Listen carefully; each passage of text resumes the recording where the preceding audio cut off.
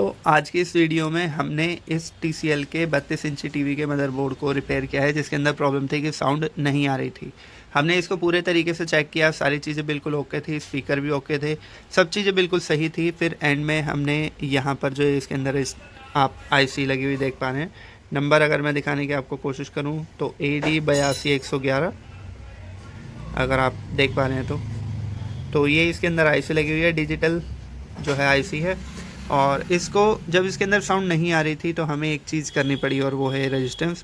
3.3 से हमने 2 रेजिस्टेंस लगाई हैं और उसके बाद उसके हमने कनेक्शन किए हैं SDA और SCL पर, क्योंकि यहाँ पर वोल्टेज नहीं आ रही थी।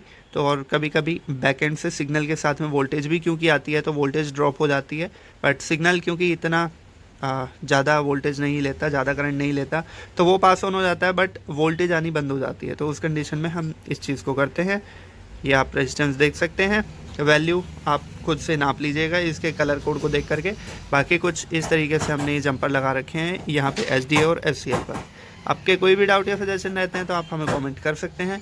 अब ये साउंड बिल्कुल ओके आ रही है। अगर फिर भी आपका कोई डाउट या सजेशन रहता है तो आप हमसे पूछ सकते हैं कमेंट्स में। मिलते हैं किसी और वीडियो में।